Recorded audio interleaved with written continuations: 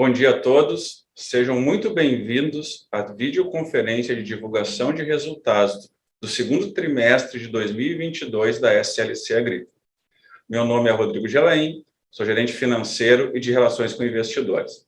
Presente aqui comigo, nosso CEO, Aurélio Pavinato, e nosso CFO e IRO, Ivo Brum. É um privilégio estar com vocês nesta manhã. Informamos que esta videoconferência está sendo gravada e será disponibilizada no site de RI da companhia, onde se encontra disponível a respectiva apresentação. Destaco que, para quem precisar de tradução simultânea, temos essa ferramenta disponível no Zoom, no ícone do globo, com a descrição Interpretation, localizado no centro inferior da tela. Ao selecioná-lo, escolha o seu idioma de preferência, português ou inglês. Para aqueles que estão ouvindo a videoconferência em inglês, a opção de silenciar o áudio original em português, clicando em Mute Original Audio. Para o Q&A, sessão de perguntas e respostas, orientamos que sejam enviadas via ícone de Q&A, no botão inferior de sua tela. Por padrão da dinâmica, seus nomes serão anunciados para que façam a sua pergunta ao vivo. Neste momento, uma solicitação para ativar seu microfone e câmera aparecerá na tela. Caso não queira abrir o seu microfone e câmera ao vivo, por favor escrever sem microfone ao final da pergunta para que eu a leia em voz alta. Ressaltamos que as informações contidas nesta apresentação e eventuais declarações que possam ser feitas durante a videoconferência relativas às perspectivas de negócio, projeções e metas operacionais e financeiras da SLC Agrícola, constitui-se em crenças e premissa da administração da companhia, bem como em informações atualmente disponíveis. Considerações futuras não são garantias de desempenho, elas envolvem riscos, incertezas e premissas, pois se referem a eventos futuros e, portanto, dependem de circunstâncias que podem ou não ocorrer. Investidores devem compreender que condições econômicas gerais, condições de mercado e outros fatores operacionais podem afetar o desempenho futuro da SLC Agrícola e conduzir a resultados que diferem materialmente daqueles expressos em tais considerações futuras. Agora gostaria de passar a palavra ao nosso CEO, Aurélio Pavinato, para iniciarmos a nossa apresentação. Pavinato, pode prosseguir, por favor. Obrigado, Gelain. Bom dia. Agradecemos a participação de todos na teleconferência de divulgação dos resultados do segundo trimestre de 2022 da SLC Agrícola. Vamos avançar para o slide 3, por favor, onde comentamos sobre o cenário do mercado de algodão. O segundo trimestre de 2022 foi marcado pela queda nas cotações do algodão no mercado internacional, resultado da adoção de uma postura de aversão a risco por parte de agentes do mercado, uma vez que o cenário de incerteza com relação à expectativa de uma recessão econômica global poderia impactar o consumo da fibra. A expectativa de consumo global de algodão, segundo dados do USDA, para 22-23, é de 120 milhões de fardos, com um cenário de produção de 120,1 milhões de fardos.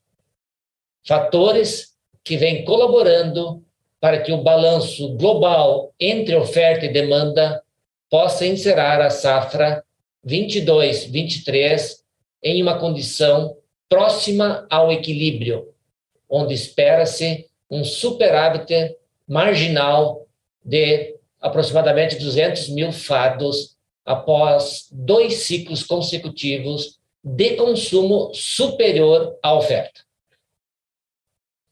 Contudo, o cenário para a safra 22-23 apresenta elevado grau de incerteza, especialmente pelo fato de que nos Estados Unidos, maior exportador global de algodão, vive no momento um cenário de escassez hídrica e altas temperaturas na principal região produtora do país, o estado do Texas, apresentando risco de redução de produção. Agora, podemos passar para o slide 4 para falarmos sobre a soja. As cotações da soja no contrato spot da CBOT e os preços pagos pela oleaginosa na base Paranaguá-CPEA apresentaram significativa volatilidade ao longo do segundo trimestre de 2022. Com o ciclo 21-22 marcado pelas perdas decorrentes do cenário climático negativo nos estados do sul do Brasil, bem como também em países vizinhos, tais como Argentina e Paraguai, a produção de soja na América do Sul apresentou perdas de aproximadamente 31 milhões de toneladas, ou 20%, frente ao potencial inicial estimado para a região. A nível mundial, o balanço de oferta e demanda da safra 21-22 foi negativo em 10,4 milhões de toneladas. Para o ciclo 22-23, o balanço entre oferta e demanda mundial deverá apresentar produção superior ao consumo em aproximadamente 14 milhões de toneladas. O desenvolvimento da safra americana de soja é de fundamental importância. Contudo, estamos em meio a um cenário de piora das condições das lavouras. No slide 5, por favor, vamos comentar sobre o cenário de mercado para o milho. Os preços do milho no contrato spot da CBOT e no mercado doméstico brasileiro apresentaram correções negativas ao longo do segundo trimestre de 2022, devido ao cenário de elevada incerteza e adoção de uma postura de aversão a risco por parte de agentes do mercado. Ao mesmo tempo em que o desenvolvimento da safra americana vem apresentando uma piora em suas condições de lavoura. A combinação de menor área plantada no país norte-americano, seguida de uma deterioração nas condições de lavoura, pode impactar no cenário mundial do cereal, onde a diferença entre oferta e demanda deverá apresentar um volume de produção superior ao consumo em aproximadamente 6 milhões de toneladas. Por favor, podemos ir para o slide 7 para tratarmos das perspectivas para a safra 21-22, onde demonstramos a nossa estimativa atual de produtividade para as culturas. Com o avanço da colheita, revisamos novamente a nossa previsão, mantendo o nosso compromisso com a transparência. As intempéries climáticas ocorridas na safra 21-22, como o déficit hídrico em parte dos estados da Bahia e do Mato Grosso, além das baixas temperaturas com formação de geada no Mato Grosso, prejudicaram o potencial produtivo da cultura, ou das culturas, algodão e milho. Esse cenário gerou ajuste na nossa estimativa de produtividade para as culturas do algodão e do milho segunda safra. Por favor, vamos avançar para o slide 8. A queda da produtividade, por outro lado, refletiu em economias nos custos variáveis de produção, especialmente defensivos. Dessa forma, também estamos atualizando a nossa estimativa do custo por hectare, passando a ter um incremento de 14,1% ante 16,1%, ou seja, uma redução de 2 pontos percentuais em relação à versão anterior. Passo agora a palavra ao colega Ivo Brum, diretor financeiro de Relações com Investidores, para os comentários a respeito dos principais indicadores financeiros atingidos no trimestre. Obrigado, Pavinato. Bom dia a todos. Podemos, por favor, avançar no slide 10, onde trazemos alguns destaques do nosso demonstrativo de resultado relativo ao segundo trimestre de 2022. Para manter a comparatibilidade entre os períodos, os dados relativos ao segundo trimestre de 2021 e primeiro semestre de 2021 refletem a combinação entre os dados divulgados pela SLC Agrícola e pela Terra Santa Agro nesses períodos. A receita líquida no trimestre e no semestre foram recordes, alcançando, no segundo trimestre de 2022, 1,7 bilhão, e no primeiro semestre de 2022, 4,1 milhões, apresentando um crescimento de 33,8% e 64,9%, respectivamente.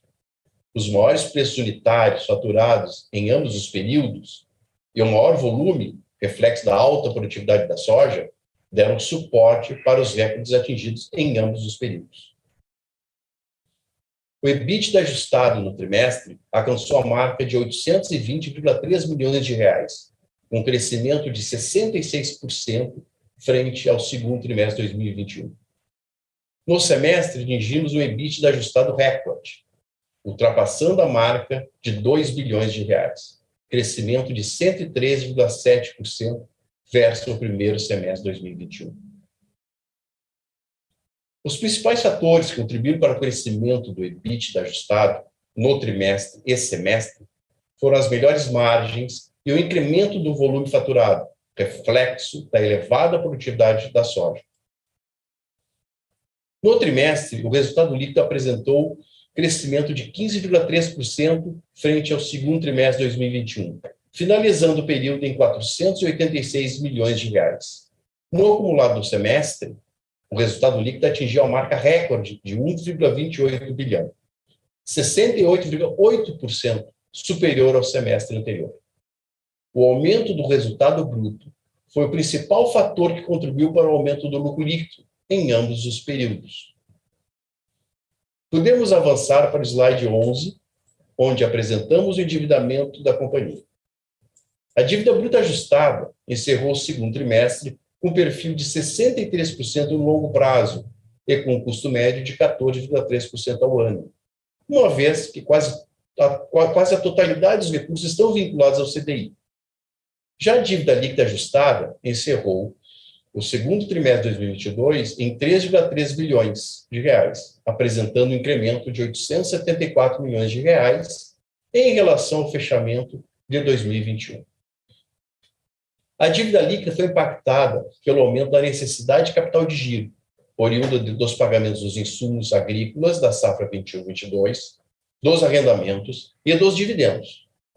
O aumento do endividamento nesse período do ano é esperado considerando o ciclo financeiro do negócio. A relação dívida líquida ajustada e EBITDA ajustado registrou queda em relação ao fechamento de 2021, passando de 1,42 vezes no final de 2021 para 1,09 vezes no segundo trimestre de 2022, demonstrando que o aumento da dívida líquida ajustada foi totalmente compensado pelo EBITDA ajustado no período. No slide 12, temos a posição atualizada dos REDs fixados pela companhia. Como podemos observar, estamos em média 80% redeado para as três culturas, ambas com evolução em termos de preço e câmbio. Com base nas informações já divulgadas, a companhia estima a manutenção de boas margens para 2022. Devolvo a palavra ao Pavinato, que irá apresentar os principais destaques e as perspectivas para a safra 22 e 23. Obrigado, Ivo. Podemos avançar para o slide 14. Finalizamos em julho a recompra de 2 milhões de ações, programa aprovado em 2021. No dia 13 de julho de 2022, o Conselho de Administração aprovou um novo programa de recompra de ações de mais 4 milhões de ações. Ainda no mês de julho, divulgamos a nova avaliação das terras de propriedade da companhia, como pode ser verificado no slide 15. A avaliação foi realizada pela Deloitte, onde o valor atual do nosso portfólio de terras atingiu um montante de mais de 9 bilhões de reais. 9 1,3 bilhões de reais. Com mais esta valorização, o valor líquido dos ativos representa R$ 55,31 por ação. O valor atual do hectare médio agricultável de propriedade da companhia corresponde a R$ 48.229 por hectare. A apreciação de 34,7 no portfólio valida a tese de investimento em terras no Brasil. No dia 18 de maio, realizamos o pagamento de dividendos no montante de R$ 504,4 milhões de reais aos nossos acionistas. Foi distribuído 50% do lucro líquido da controladora, correspondendo a aproximadamente R$ 2,43 por ação ordinária, o que representou um dividend yield de 4,8%. Por favor, vamos para o slide 17, onde comentamos sobre as perspectivas para a safra 22-23. Como prevíamos, houve redução nos preços dos insumos no segundo trimestre, o que possibilitou o avanço na aquisição dos mesmos.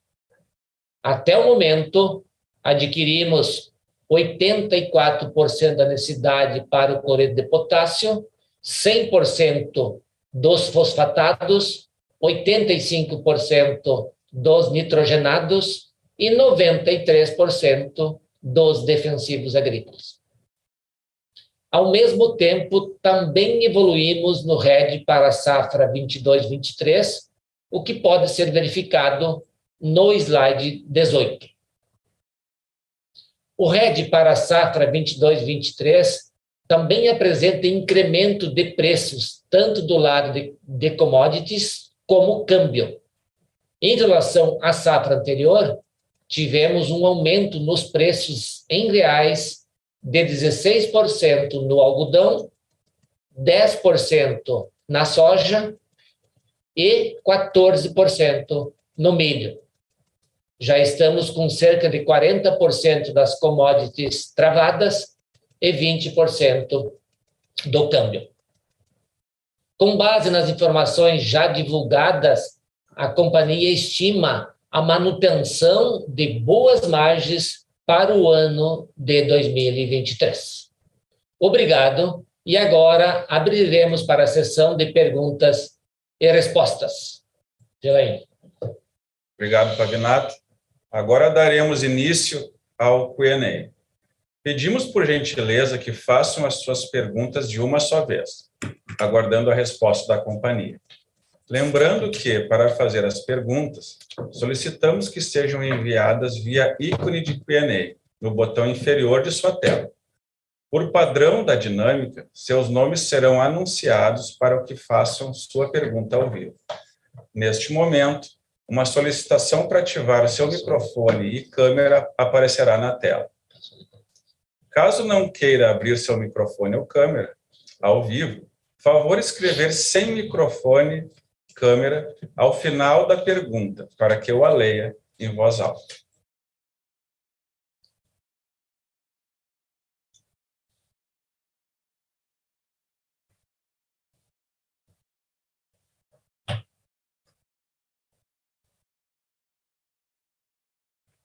Recebemos uma pergunta do Gabriel Barra, do Citibank.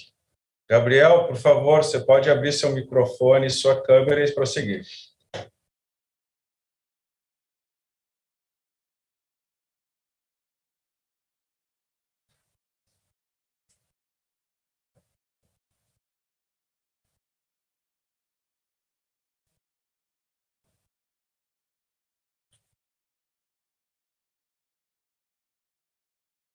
Gabriel Barra, por favor, você pode abrir o seu microfone e câmera e prosseguir com a sua pergunta.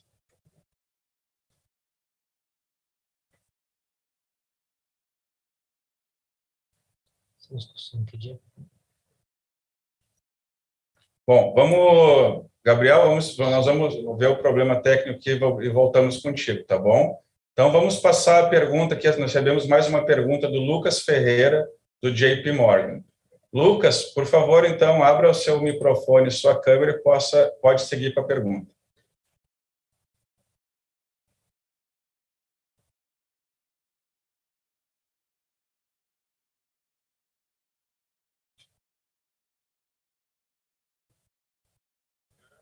Olá, pessoal. Estão me escutando? Tudo bem? Positivo. Obrigado pela pergunta. Eu tenho duas. Primeiro é só esclarecer o comentário que vocês fizeram sobre a perspectiva de rentabilidade desta safra, da 21-22. Vocês indicaram no release que esperam uma margem em linha com a margem histórica.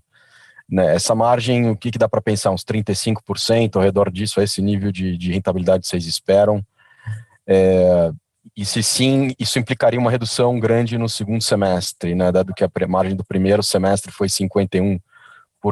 É isso mesmo que a gente pode imaginar? Eu sei que tem uma questão sazonal, mas se vocês pudessem comentar. E a outra pergunta é na mesma linha sobre a perspectiva da 22-23. No último trimestre, vocês no press release também indicaram uma margem entre algo como 31 a 39. Então, vocês comentaram sobre fertilizantes, se pudessem falar o que vocês já compraram, o que implica, né, de crescimento de custo de fertilizante ano contra ano, em dólares ou em reais, e o bom, a gente está vendo também os hedges de vocês, né, mas o que essa mudança de cenário de preço em algumas commodities implica para essa visão da margem de 31 a 39, se vocês seguem com essa perspectiva. Obrigado. Obrigado, Lucas, pela pergunta. Na prática, Lucas, é como tu comentaste, ou seja, esse primeiro semestre ele marca muito a venda da soja, né, referente à safra 21-22.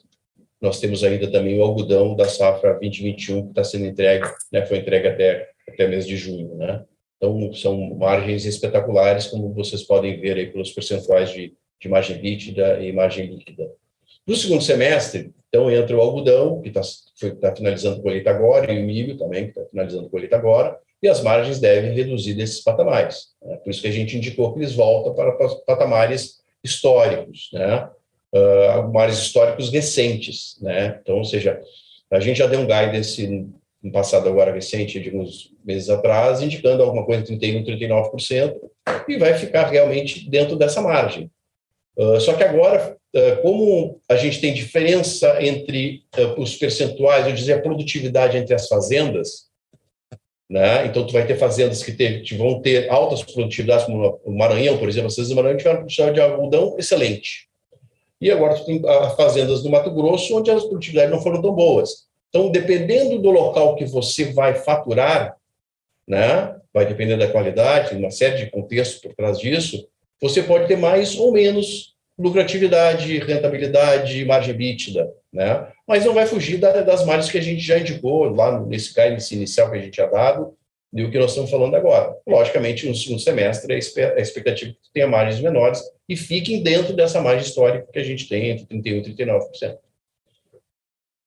Eu acho que a segunda parte, o Renato vai comentar. Beleza, Lucas. Obrigado pela pergunta. Sobre o 22-23, Lucas, conforme nós comentamos, a gente evoluiu na compra dos insumos, obviamente que os preços estão mais altos do que o ano passado, mas a gente aguardou e eles reduziram. Hoje os fertilizantes, no conjunto dos fertilizantes, eles tinham aumentado 240% em relação aos preços históricos. Hoje eles estão num patamar de 150% em relação aos preços históricos. Então, e como a gente aguardou para comprar, inclusive comprar por preços menores, a gente vai ter um aumento de custo, obviamente, em 22, 23, em relação ao custo nosso 21, 22. Os próprios defensivos também, eles estão mais caros do que eles estavam no ano passado. Mas tem dois fatores positivos. Os preços de venda da safra 22, 23, o vendido até agora, eles estão superiores aos preços da safra 21, 22. E a expectativa nossa é que nós temos uma safra normal em 22, 23. Esse ano a gente perdeu ali 8%, 9% da nossa safra, quando a gente consolida soja, milho e algodão. A gente perdeu aí entre 8% e 9% da nossa safra. em 21, 22, a gente tendo uma safra normal, a expectativa é de nós continuar tendo margens em patamares altos. O Ivo reafirmou, a nossa margem de 2021 foi alta, a nossa expectativa de manter margens de 22 em patamares altos, e 23 também, nesse cenário de tendo safra normal, e os preços se mantendo nesses patamares atuais. Os preços caíram em relação ao patamar que eles chegaram, mas eles estão hoje num patamar que a gente acredita que eles se sustentam em função de uma série de variáveis de oferta e demanda e a nível mundial. E o próprio algodão tinha despencado para 70 centavos, hoje ele já voltou naquele cenário que nós comentamos no trimestre passado, que nós acreditávamos que o algodão ia voltar para o patamar aí de 90 a 100 centavos por libra. Hoje ele está entre 85 e 100, o spot está 100 e o longo prazo está 85, né? Então, a gente acredita nesses patamares de algodão, um patamar um pouco superior ao preço de hoje, pensando no futuro, não pensando no spot, e isso vai garantir, então, para nós margens também boas para 2023.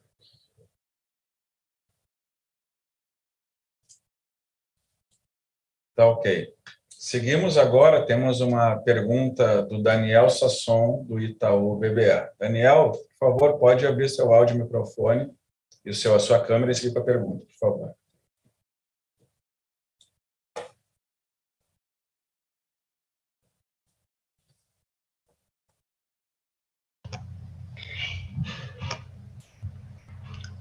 Oi, pessoal, obrigado. Espero que vocês estejam conseguindo me ver e ouvir. A minha primeira pergunta, na verdade, vem em relação à parte de geração de caixa, alocação de capital. Vocês estão com uma geração de caixa super forte, né? Na verdade, no segundo semestre deve melhorar com reversão de capital de giro, alavancagem baixa. Vocês anunciaram, renovaram aí o programa de buyback para 4 milhões de ações em julho. Se vocês puderem comentar um pouquinho sobre a cabeça de vocês em relação a preferências entre, eventualmente, dividendos extraordinários ou e avançar um pouco mais agressivamente no buyback, né? Como essas opções ranqueiam entre elas. E ainda, em termos de alocação de capital, se vocês já pensaram em parcerias, por exemplo, no setor de etanol de milho, se tem alguma coisa algum outro projeto de expansão que eventualmente possa fazer sentido para vocês. E a minha segunda pergunta, né, pensando aqui em oportunidades de crescimento futuro, vocês acham que ainda tem oportunidade para crescer a área plantada ou o foco principal agora vai ser em retomada de produtividade? Claro, aqui tem uma questão climática que não está sob controle de vocês, mas alguma, de repente, iniciativa em termos de verticalização de grãos, verticalização ao longo da cadeia, de repente em grãos, ou até, eventualmente, outra aquisição aí no médio prazo? Obrigado, pessoal. Obrigado, Daniel, pela pergunta. A nossa estratégia de crescimento e expansão, ela está muito clara. Nós temos aí 4 pilares estratégicos que nós definimos no nosso planejamento estratégico e temos trabalhado seguindo esses pilares, né? Então, o crescimento asset light está no nosso escopo, estamos caminhando nesse sentido, crescimento via arrendamentos, crescimento com novos negócios, como a gente começou um negócio de sementes de soja, semente de algodão, que é um negócio que já está grande e que vai duplicar ao longo dos próximos anos, conforme nós já anunciamos, com a nova UBS que está sendo construída lá no Mato Grosso, e além disso, a intensificação do sistema, a integração lavoura-pecuária que nós estamos intensificando. Então, nós estamos passando a ter, ao invés de ter 3 produtos que nós sempre tivemos, soja, milho e algodão, nós estamos tendo o 4º produto, que é a semente, e o 5º produto, que é a carne, que a gente está engordando gado na entre-safra, e gerando mais caixa por hectare de terra que nós operamos. A nossa estratégia, ela continua seguindo, então, esse pilar do crescimento asset light, o pilar da eficiência. Então, você comentou a eficiência, tendo produtividade. O nosso foco tem sido, esse ano, até ontem discutimos muito dando conselho, as razões da queda da produtividade do algodão que que aconteceu esse ano, e elas foram basicamente climáticas, né? Tanto que as fazendas onde deu algumas chuvas a mais, as produtividades estão muito boas, né?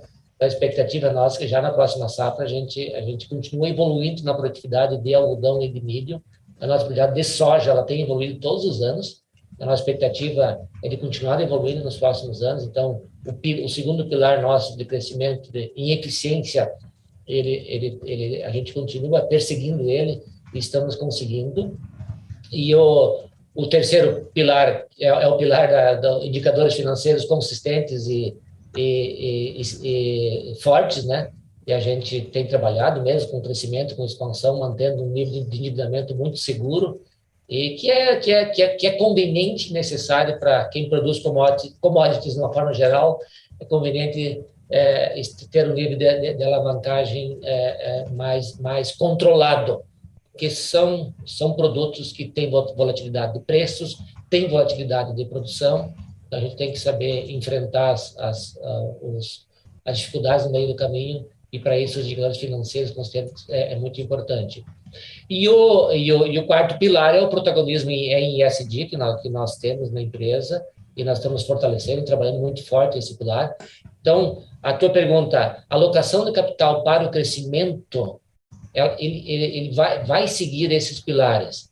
O buyback das ações é uma oportunidade.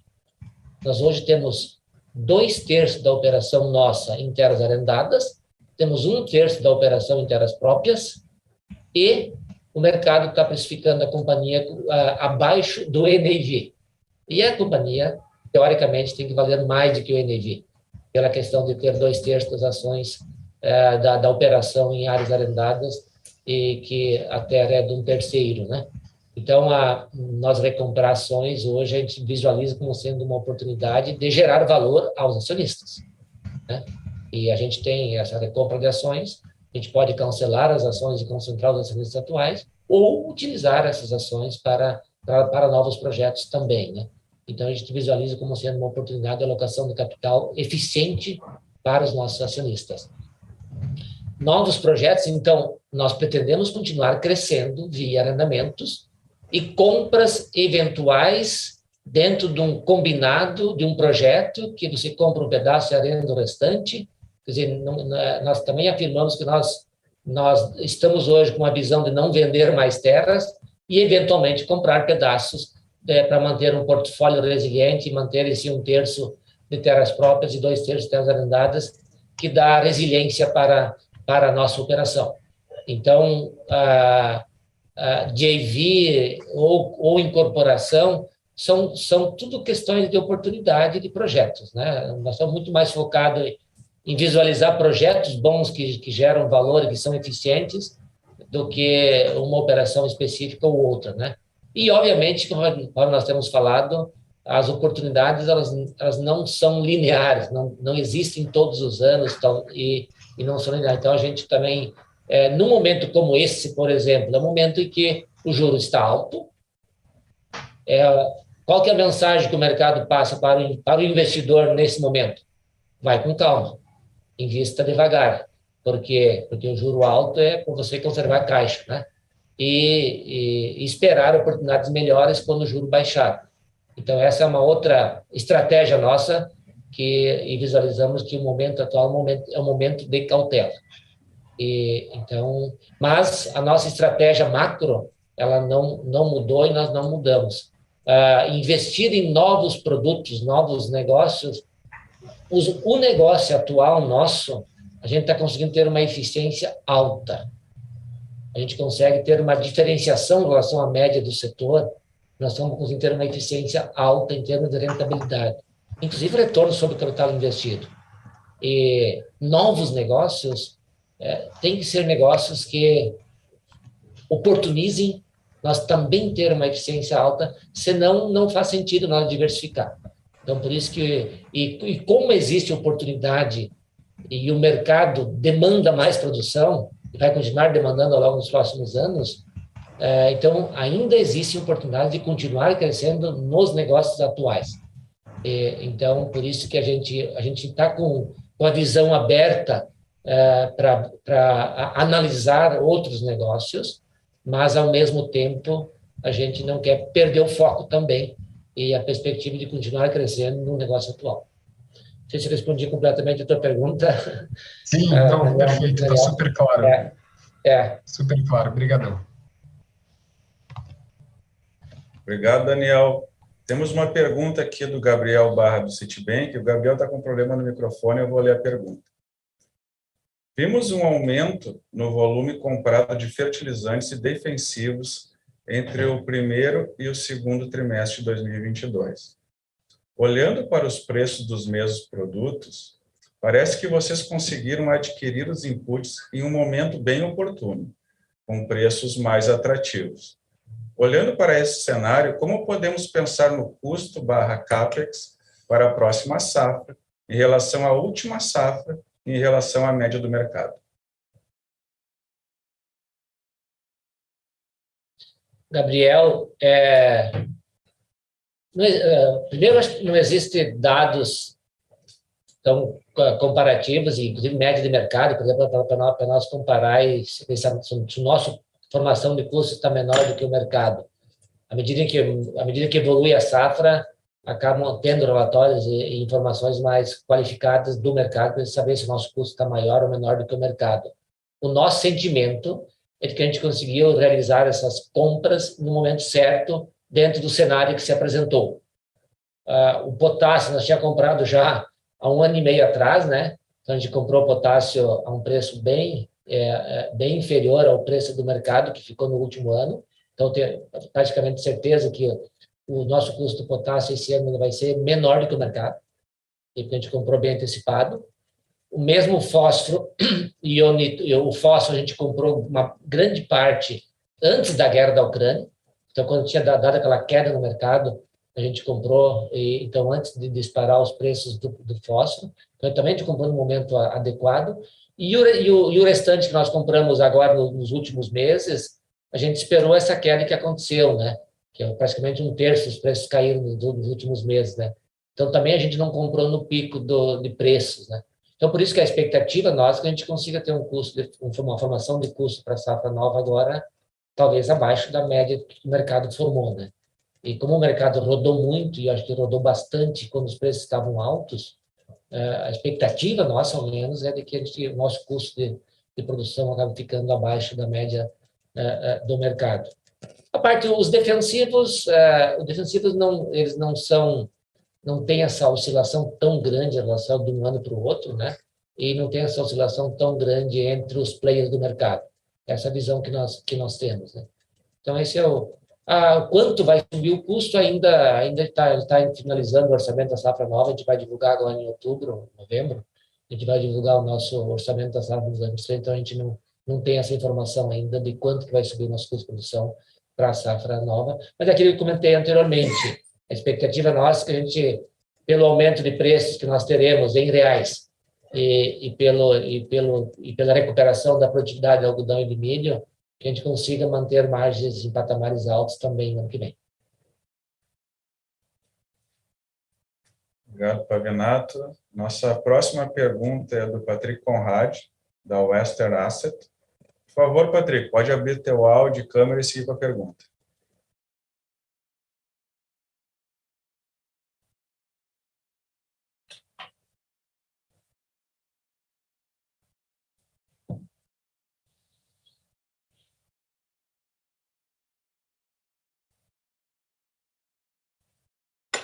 Bom dia, Patrick. Você pode abrir o seu áudio e câmera e seguir com a pergunta. Bom dia, pessoal. Peço desculpa, estou sem câmera aqui. Espero que vocês estejam me ouvindo. Acho que a primeira pergunta com relação à produtividade, como isso afeta as margens, vocês já responderam em pergunta anterior. Agradeço aqui.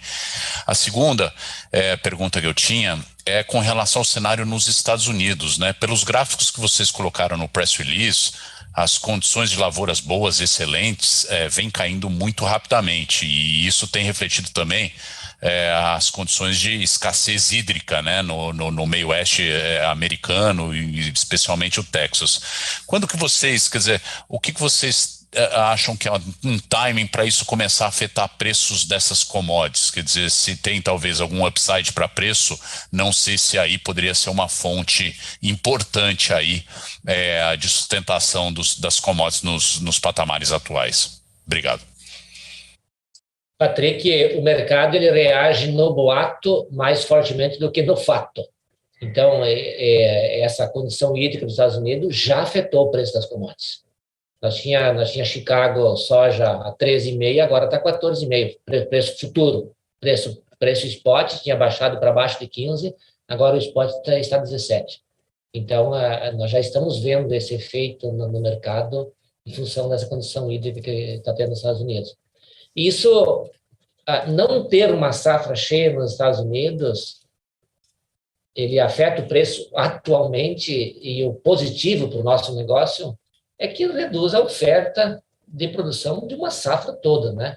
Então, os estoques de passagem ficam menores, a perspectiva é que os preços se mantenham em patamares mais altos para a safra seguinte também, né? Então, essa é aquela história, a parte positiva de quando tem uma redução de oferta de um negócio que ele é anual, como é o nosso negócio. A redução de oferta, e as reduções de ofertas têm sido as principais causas de disparada nos preços, de preços mais altos. O preço está nesse patamar atual, não é por causa da guerra da Ucrânia. A guerra da Ucrânia provocou uma oscilação de preço para cima e logo começou a exportar lá na Ucrânia agora e já os preços voltaram.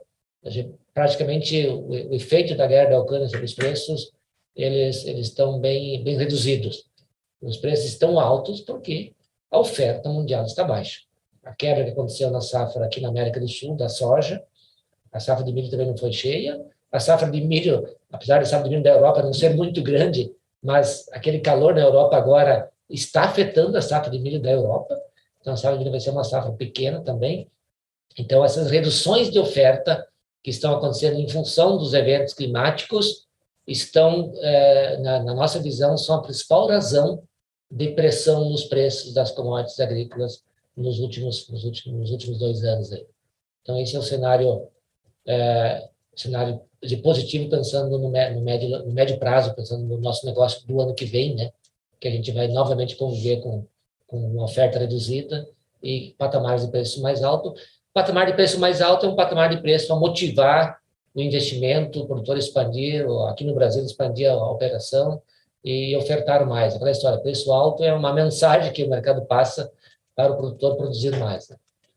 E o clima no Brasil, a expectativa, novamente, esse próximo ano é um clima de laninha, é um laninha, né? Então, para o nosso negócio, historicamente, tem sido bom os anos de laninha. E, pensando em soja, sempre tem sido bom. Algodão, esse ano que passou, foi uma exceção, que aconteceu essa seca no final do ciclo. Na verdade, ele foi um laninha que ele virou neutro no final do ciclo. E esse neutro no final do ciclo provocou esse efeito climático aí desfavorável no final do ciclo no Mato Grosso e na Bahia. Então, afetou o algodão e o milho. Mas o laninha, ele tem um efeito negativo na oferta, que normalmente a safra do Sul e a safra da Argentina não são boas. Então, nós estamos hoje vivendo um cenário de produção menor nos Estados Unidos e uma perspectiva, talvez, de uma safra na América do Sul, novamente não tão boa quanto seria o normal. No ano passado, ela foi muito afetada, a safra da América do Sul, e isso que provocou os preços altos também, né?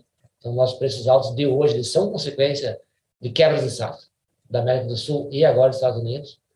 Então, esse é o cenário que nós estamos visualizando. E o clima, ultimamente, os últimos 3 anos, aí o clima não tem ajudado na produção, pensando em mundo, né? Ele não tem ajudado.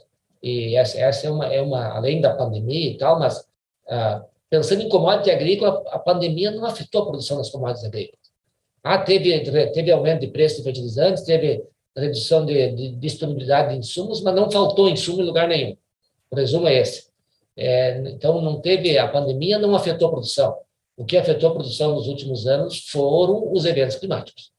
E isso que provocou essa elevação de preços, os preços nos patamares que estão hoje, e que a gente acredita que se manterão em patamares superiores, né? Se vai ser 14, se vai ser 15, se vai ser 13, não importa. Importa que são patamares superiores em relação aos patamares históricos. Muito obrigado. Ok. Nossa próxima pergunta é do Henrique Brustolin, do BTG Pactual. Henrique, por favor, abre o teu áudio e tua câmera e pode seguir com a sua pergunta.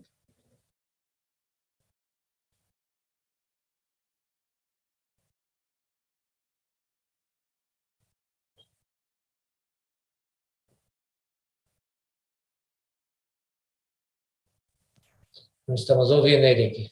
Bom dia a todos, pessoal. Estava reconectando. Obrigado pela pergunta. Eu tenho duas do meu lado. Uma é um follow-up nessa discussão de preços para o ano que vem. O que eu queria entender um pouco mais de vocês era como que o patamar de preços atual, que eu já entendi a visão da companhia que eles se sustentam, ele conversa com aquele guidance de margem de 31% a 39% que vocês emitiram para 22, 23, né? Ou no limite, o que era o patamar de preço que vocês consideravam quando o guidance foi publicado? E a segunda pergunta também para a safra 22, 23 é se pensando no mix de rentabilidade por cultura que vocês veem hoje, se a gente pode esperar alguma mudança mais relevante ou não, mas no mix de uso de terra de vocês. Obrigado, Henrique. Bom, sobre os preços 22 e 23, né, se estão casados com associados com aquele guidance que nós tínhamos dado, sim, estão, né? E até logo a seguir vai vir uma pergunta ali que eu já está escrita, que me pergunta por que a gente não avançou mais nos REDs, principalmente do algodão, né? Eu já vou aproveitar e já vou responder isso também. Para dizer o seguinte, sim, estão associados os preços, né? Mas com esse cenário de piora nas condições das lavouras nos Estados Unidos, a gente tem uma expectativa que o preço, principalmente do algodão, ele possa subir um pouco mais, né? Ele já chegou a 95 cents, nós estamos falando do algodão que vai ser vendido no próximo ano, no final do próximo ano, e a gente hoje está com preço em torno de 85, 86, 87, e a gente tem uma expectativa que esse preço possa subir agora, porque todo esse cenário econômico que foi desenhado, e os economistas que a gente tem falado, não estão mais desenhando uma recessão, né? Estão falando uma coisa mais leve, né? Os Estados Unidos, inclusive, já está reduzindo o impacto da inflação. Então, pode ser que o cenário econômico ele não seja tão fortemente impactado como estava se desenhando anteriormente, né?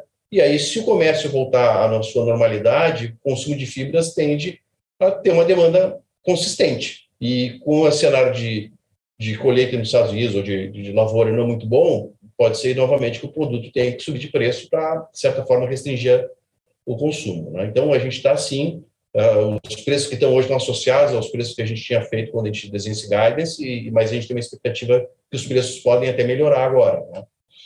Então, a gente vai para a barra de cima do guidance, né? E a gente tinha um guidance entre 31 e 39, agora a gente está olhando mais a parte superior desse guidance. O mix, Henrique, sobre o mix de culturas, a gente faz conta, lavoura a lavoura, fazenda a fazenda, qual cultura plantar, né?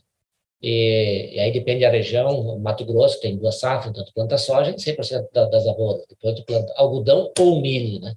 E aí a conta nossa sempre é qual que gera maior margem de contribuição. O cara pega a Bahia, por exemplo, a Bahia é uma safra só, então ou planta soja ou planta algodão. E também a nossa conta é qual que gera maior margem de contribuição. Considerando o cenário atual e os preços que nós acreditamos que nós vamos vender o saldo do algodão e o saldo da soja, no geral, a gente deverá manter a estratégia em termos de portfólio. Esse é o resumo também. A gente vai divulgar em outubro, novembro, nossa área plantada para as próximas safras, mas, no geral, a gente deve manter a estratégia em termos de mix de cultura, porque o milho é segunda safra, você ou planta ou não planta, né? A soja também, praticamente você planta. O que tu pode mudar, planta um pouquinho mais de algodão, safra, um pouquinho mais de soja, né? Essa é a grande oscilação aí que a gente pode fazer, dependendo da margem de contribuição de cada cultura, né? Mas a visão que hoje a gente vai manter portfólio. Perfeito, muito obrigado.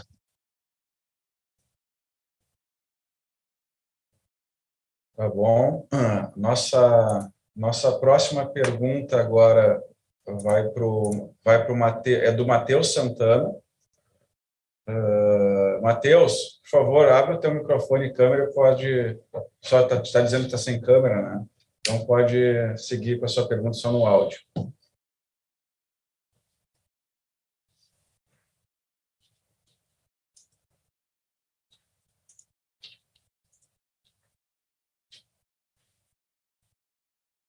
Está sem áudio também, talvez. Matheus.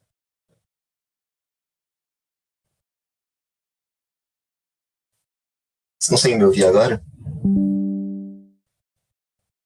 Bem baixinho, hein? Baixinho, tá, tudo bem. Agora Deixa eu veio. tentar aqui. Então, eu tenho basicamente duas perguntas. A primeira é relacionada a sementes. A gente está vendo que vocês estão crescendo nos últimos anos nessa parte. Vocês já atualizaram o guidance, aumentando ele para esse ano.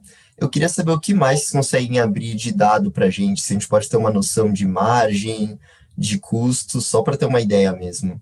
A segunda pergunta que eu tenho é em relação à parte de frutas. Vocês já anunciaram no passado que vocês tinham a intenção de expandir para essa área, mas nada muito claro ainda. Eu queria saber se vocês têm algum prazo para entrar nesse mercado, se realmente vocês estão só estudando atualmente.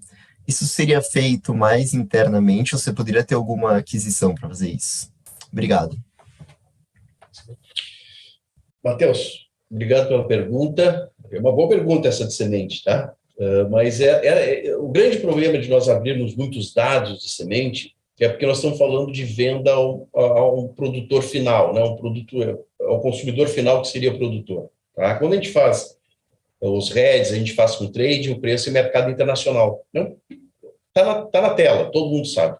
A venda de semente, ela não tem esse preço, vamos chamar assim, definido. Né? Vai depender muito de uma série de fatores, escassez de produto, variedades, etc. Então, quando a gente começa a abrir muito detalhe, a gente começa também a passar um pouco da nossa vantagem competitiva para o mercado e começa a deixar coisas claras que, para nós, não é vantajoso. Assim como no passado nós paramos de informar o valor das terras por fazenda, porque em algum momento nós tínhamos o interesse de vender essas fazendas e isso estava trazendo uma dificuldade até nas negociações, a gente começou a dar o laudo somente do total das terras, e não abrimos fazenda por fazenda, até para possibilitar uma negociação. As sementes seguem o mesmo caminho. Certamente, no próximo release, que vai ser divulgação do orçamento, nós vamos tentar abrir o que a gente puder para vocês, tá? Nós vamos estudar internamente aqui, mas vamos deixar para outubro isso. Outubro, novembro, a gente tenta abrir um pouco mais, desde que a gente não perca essa vantagem competitiva que nós temos hoje.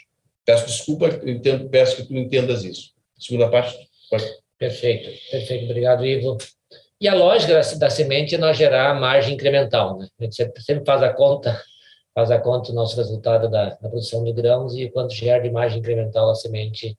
E tem uma série de sinergias com o nosso negócio também, né?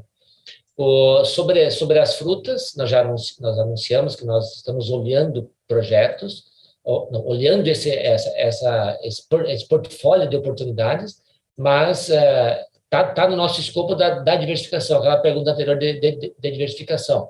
Talvez a gente, no futuro, venha investir em frutas. Esse é o cenário, então não temos nada concreto, mas dentro do nosso portfólio de produtos que eu comentei, soja, milho, algodão, sementes, o gado, talvez a fruta possa ser um sexto produto aí no futuro, dependendo também de projetos e de oportunidades. Entendi, muito obrigado. A nossa próxima pergunta é do Guilherme Palhares, do Bank of America. Palhares, pode abrir o teu áudio, a tua câmera e seguir com a pergunta.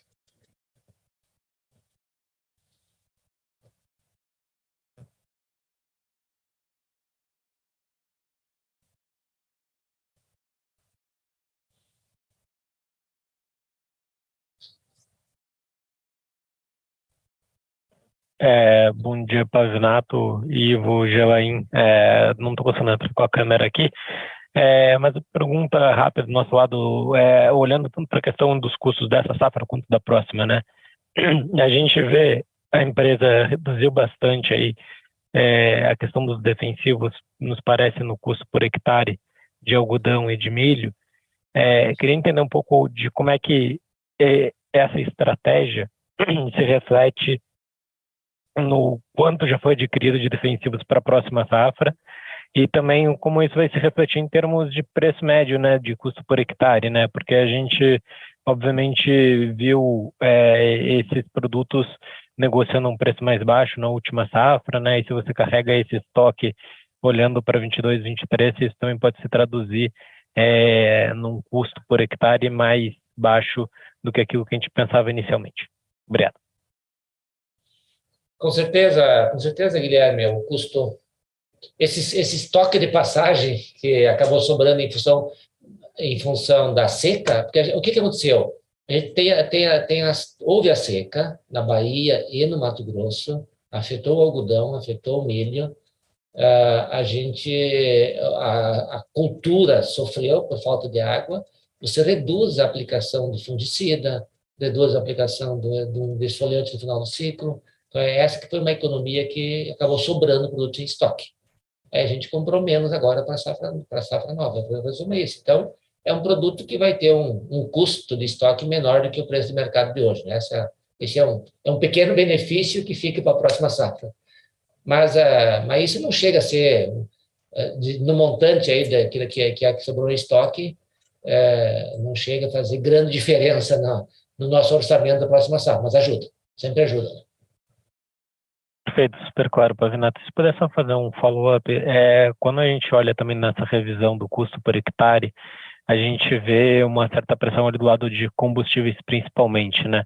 Queria entender se essa linha é 100% relacionada a preço de combustível em si, ou se tem alguma outra coisa de planejamento agrícola em função dos yields terem afetado também, se isso tem algum impacto ou realmente a maior parte dessa revisão acontece por conta do preço de diesel, imagino.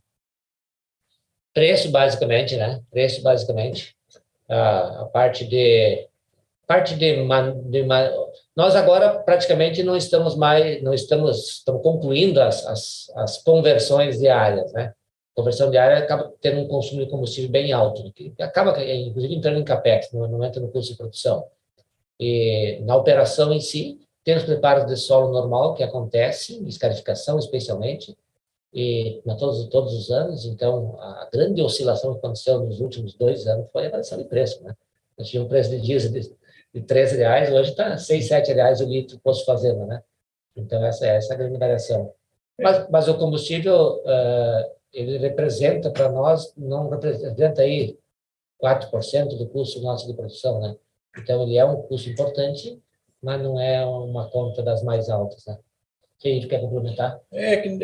Quando está se referenciando ao ajuste que nós fizemos no custo agora, né, orçado para essa safra, a gente, na verdade, está ponderando aqui uma redução de custo de não utilização de defensivos, uma redução que tu tem também em função da menor colheita, tu tem uma redução de alguns custos variáveis. Por outro lado, a gente teve aumento dos combustíveis, que já está considerado nessa conta. Então, ou seja, essa conta hoje já é um ajuste de todos esses detalhes, né? É um combustível mais caro, vis-à-vis um volume menor de combustível, porque a colheita fica, né, reduzida. E tem também, como comentou o Pavinato, a redução do uso de defensivos. Então, esses 2 pontos percentuais que a gente reduziu no custo, ele está muito vinculado a toda essa soma desses fatores aí. Para a próxima safra, logicamente, agora em outubro, em novembro, deve divulgar um novo custo para a próxima safra, e aí já considerando também esse carry-over que nós estamos tendo de defensivos, né, de um ano para o outro, né, que de certa forma vai impactar uma reduçãozinha de custo também. Perfeito, super claro, pessoal. Bom dia. Bom dia. Bom dia. Bom dia. A próxima pergunta é do Felipe Ferreira, do EBF. Felipe, pode abrir o seu microfone e câmera e seguir.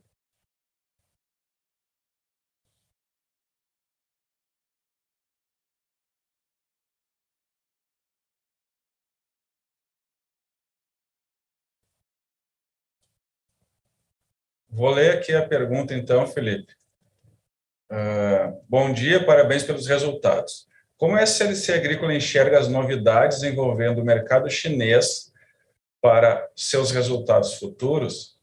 Abertura do mercado de farelo de soja, exigências quanto a maior teor proteico da soja. Obrigado. Felipe, a China é um big mercado. Ele é um mercado que está evoluindo em termos de padrão de qualidade. Lá, antigamente, aquela história, a China demandava comida a qualquer preço e a qualquer custo e qualquer qualidade servia. E hoje a população chinesa já não cresce mais, né, estabilizou, e o PIB cresce bastante.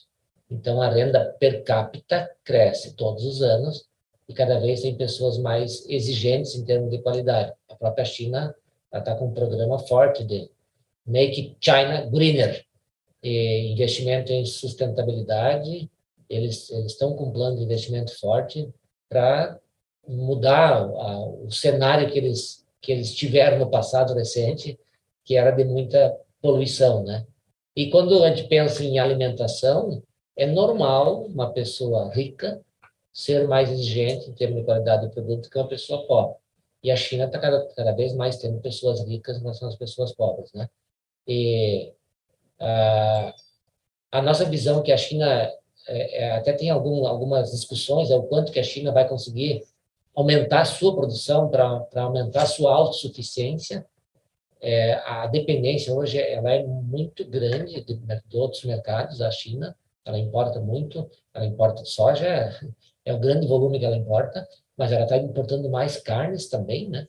E ela está importando, agora começou a importar milho também, que ela não importava. Eles têm um plano para modernizar, consolidar a agricultura deles, para tentar mitigar essas importações. Mas eles vão continuar importando, a nossa visão é continuar importando bastante, eles vão continuar demandando cada vez mais qualidade. Então, o mercado chinês, daqui a 10 anos, daqui a 20 anos, na nossa visão, ele será bem diferente do que o mercado chinês do passado e atual. Então, esse é um... Agora, e aí importar mais farelo, importar mais grão, a estratégia até então era importar mais grão. Importar mais farelo é uma estratégia de diversificação e evitar algumas operações internas na China. Uma estratégia que a China tem é importar mais carnes também, para não ficar tão dependente da sua produção própria. E isso está acontecendo, né? Então, a questão do teor proteico maior da soja, o Brasil ele tem uma condição climática mais favorável para ter uma soja com mais proteína. Então, hoje, uma soja americana, no geral, ela tem um pouquinho menos de proteína do que a soja brasileira. E agora, uma soja de alto teor proteico, uma soja diferenciada, na nossa visão, é nicho de mercado. Acho que o mercado, como um todo, ele vai continuar sendo direcionado pela commodity, o grão padrão de exportação que nós produzimos hoje.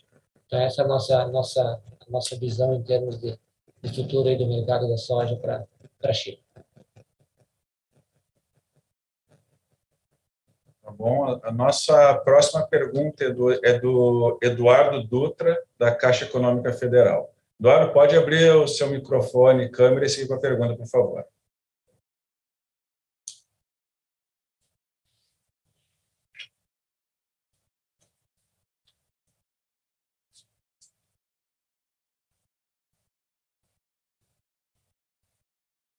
Eduardo, tu consegue abrir o seu microfone e câmera e fazer a pergunta, senão eu leio ela aqui.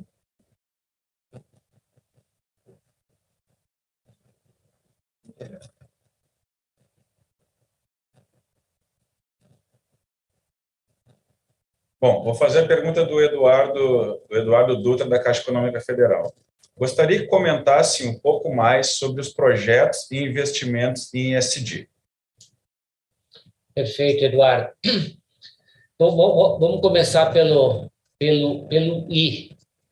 O I, nós adotamos uma estratégia bem diferenciada no mercado, que a gente não expandir mais em área de vegetação nativa.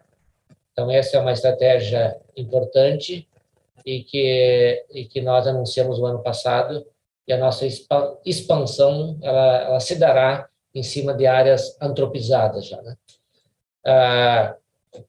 Internamente, dentro das fazendas, nós estamos evoluindo, intensificando toda a questão de reciclagem, questão de tratamento de esgoto.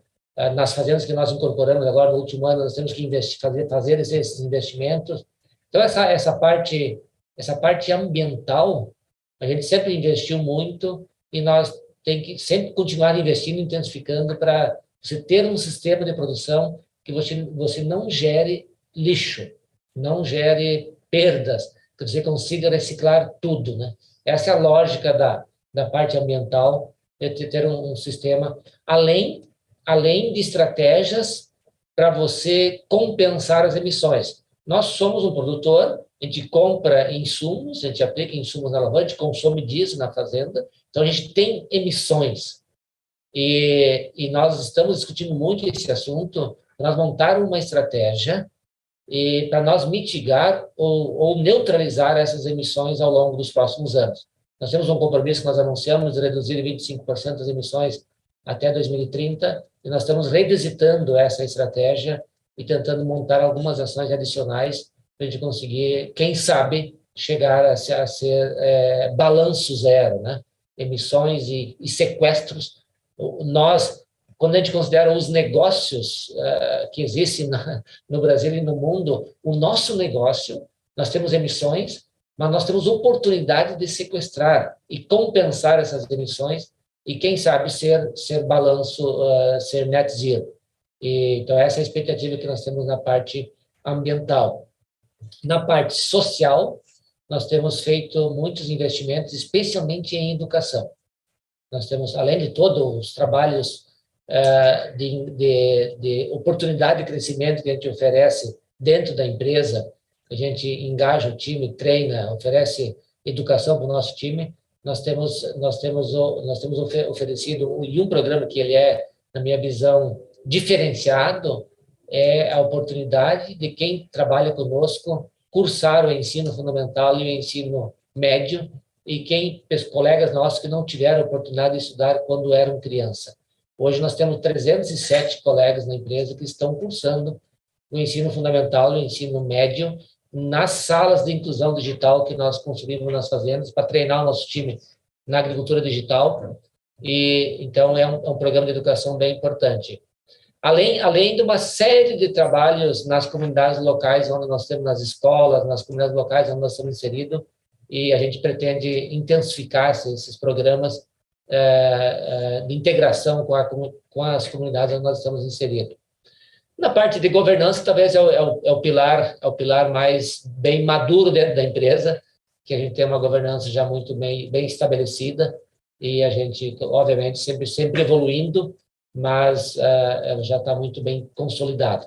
Esse é o resumo que eu faço do nosso investimento. Deixa eu complementar essa parte de governança, né? Que nós tivemos agora a contratação de uma conselheira do sexo feminino, né? Então, isso também é muito importante. E também tivemos a formação do CAI, né? Comitê de Auditoria Estatutária. Então, quer dizer, vem reforçar também a nossa questão de governança. Nós já temos o Conselho Fiscal, então houve mais essa criação desse comitê, que também vem reforçar essa parte de governança. Então, ou seja, como o Pavinato comentou, né? Estamos sempre evoluindo, né? Evoluindo e deixando isso mais robusto dentro da companhia. Na parte do ISD, nós constituímos no ano passado o comitê ISD a nível de conselho, também que nós não tínhamos, né? Então, a gente constituiu, hoje nós temos um comitê ISD a nível de conselho que está nos ajudando a nos provocar, a discutir cada vez mais o tema e aperfeiçoar as nossas estratégias no tema ISD. Tá ótimo, Pavinato, obrigado. Nós temos mais uma pergunta aqui do Victor Romano, do Bradesco BBI. Em relação aos impactos de produtividade, gostaria de saber se houve uma melhora no déficit hídrico nos meses de julho e agosto, até o momento, versus os dados do segundo trimestre de 2022, e, por consequência, se houve melhora nos yields após o segundo trimestre. Victor, o cerrado brasileiro, normalmente ele chove de final de setembro até início de maio. Então, quando a gente anunciou o nosso primeiro TRI lá início de maio, tinha uma previsão de que durante o mês de maio nós teríamos chuvas adicionais. E isso oportunizaria recuperar as lavouras e manter aquela produtividade que nós tínhamos anunciado lá em maio, né? O que aconteceu? Nós já estávamos com déficit hídrico em março e abril. Maio a chuva não veio. E aí, então, confirmou a seca ali em maio e confirmou a perda de produtividade. Mês de junho, julho e agosto, no Cerrado brasileiro, não chove. Isso é padrão histórico, né? E é o padrão histórico adequado para nós colher o algodão, que a gente colhe o algodão sem chuva e mantém o padrão de qualidade. Agora, em setembro, mês que vem, voltam as chuvas para o Mato Grosso. A semana que passou agora deu uma chuva no Mato Grosso, mas bem uma chuva anormal, até inclusive uma chuva que nós não gostaríamos que tivesse, porque ela acaba manchando o algodão e perde qualidade. O algodão não colhido ainda, né?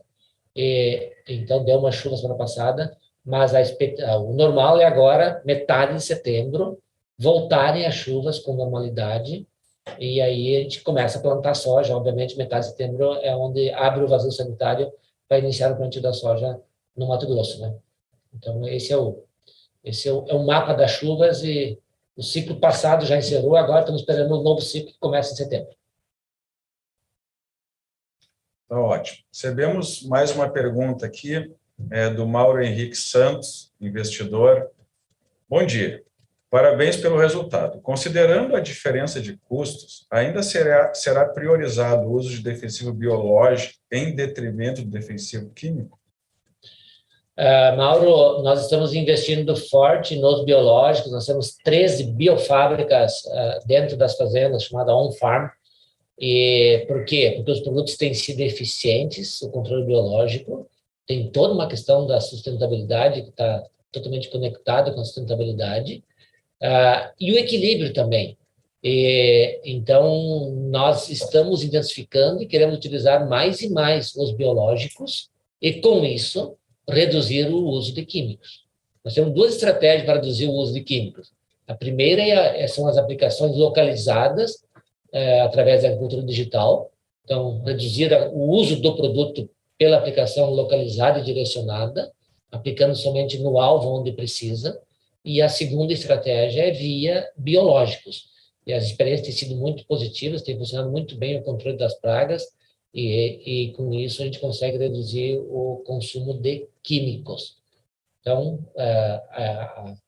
a estratégia nossa, ao longo dos próximos anos, exige toda uma adequação da operação, que às vezes tu não consegue fazer o controle biológico, tem que ser mais preventivo, tem que ser aplicar quando está iniciando a praga, para aquela história, controlar ela no início e não deixar ela estar no nível já mais elevado. Exige mais equipamentos de pulverização. Nós estamos nos preparando para isso, comprando mais pulverizadores, para a gente conseguir fazer essa mais aplicação com biológicos e com isso reduzir o consumo de químicos. Mais perguntas? Tá ótimo, encerramos aqui as perguntas que nós tínhamos disponíveis para hoje. Gostaria de pedir a gentileza nós vamos enviar um link com a nossa pesquisa de satisfação, se todos puderem responder, agradecemos. Não havendo mais perguntas, a videoconferência de resultados referente ao segundo trimestre de 2022 da SLC Agrícola está encerrada. O Departamento de Relações com Investidores está à disposição para responder as demais dúvidas e questões. Muito obrigado aos participantes e tenham um bom dia.